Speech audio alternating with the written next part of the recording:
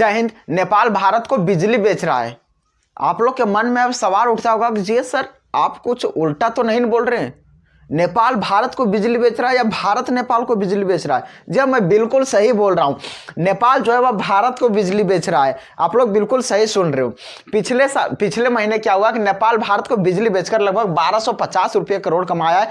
इससे पहले उन्होंने कमाया था लगभग 486 करोड़ यानी 500 करोड़ के आसपास कमाया था। लेकिन हद तो अब हो गई है कि लगभग 1200 करोड़ के आसपास कमा रहा है वो लगभग हर एक मंथ भारत को बिजली बेचकर। समझ सकते हैं कितनी बड़ी मात्रा में अब वो क्या कर रहा है कि भारत से बिजली बेचकर पैसे कमा रहा है। अब आप लोग के मन में सवाल हो रहा है कि सर, भारत इतना बड़ा देश है, क्या ये बिजली उत्पन्न नहीं करता, बिजली नहीं बनाता? भारत को तो चुल्लू भर पानी में डूबकर मर जाना चाहिए।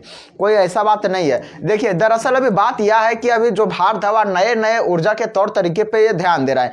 कुछ क्षेत्रों में पवन चक्की से ऊर्जा को क्या कर रहा है, पूर्ति कर रहा है। कुछ क्षेत्रों में सौर ऊर्जा पूर्ति कर रहा है। कुछ क्षेत्रों में बिजली से कर रहा है। लेकिन वही कुछ क्षेत्रों में जो बिजली बन रही है वो टरबाइन से, कुछ क्षेत्रों में कोयला से भी बन रही है। भारत जो है अलग अलग सोर्सेस पे अपने बिजली को यानी कि अपने जो विद्युत है उनको उत्पन्न करने में अलग अलग क्षेत्रों में इन्होंने बढ़ावा देने की कोशिश किया है। इसी बढ़ावा देने के लिए इन्होंने क्या किया है, अलग अलग क्षेत्रों में अलग अलग प्रकार के प्लांट, अलग अलग क्षेत्रों में उद्योग धंधे वगैरह सारा स्थापित किया है। नेपाल से सीमा लगने वाले क्षेत्रों में अभी क्या हुआ है कि भारत पूर्ण रूप से बिजली की व्यवस्था नहीं कर पाया है आसानी से, जिसके वजह से अभी हम लोगों को नेपाल से क्या होता है कि अब हम लोग को बिजली खरीदना पड़ रहा है।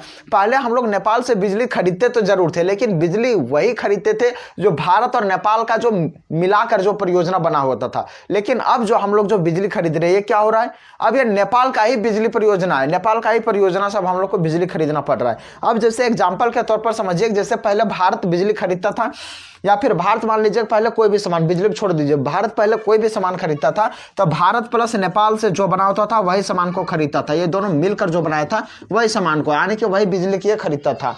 अब क्या हो रहा है कि जो सिर्फ नेपाल बनाया है उसको भी खरीदना पड़ रहा है। यही है भारत के अभी वर्तमान समय की स्थिति। अब यह भारत इसे भी अभी खरीद रहा है। देखिए, इसका जो फायदा है, नेपाल को भरपूर मात्रा में अभी कमा रहा है, भरपूर मात्रा में मिल रहा है। नेपाल भारत को 13,612 लाख यूनिट अभी बिजली है लगभग हर एक महीना भी क्या कर रहा है कि डोनेट कर रहा है, भारत उससे खरीद रहा है। भारत नेपाल से 13 लाख हजार यूनिट बिजली से भी ज्यादा खरीद रहा है। ये अपने आप में एक बहुत बड़ी मात्रा है। और इसके साथ ही क्या है कि नेपाल का जो क्षेत्रफल है वह बहुत ही छोटा है, यानी नेपाल का क्षेत्रफल 1,47,181 वर्ग किलोमीटर है। अर्थात हम लोग कह सकते हैं कि हमारे लगभग तमिलनाडु राज्य के बराबर है। हमारे तमिलनाडु राज्य का क्षेत्रफल 1,30,000 और थोड़ा सा ज्यादा, इससे थोड़ा सा मतलब कि कम है। 1,30,000 के आसपास हमारा तमिलनाडु क्षेत्रफल है, इसका 1,47,000 के आसपास है, वर्ग किलोमीटर के आसपास है।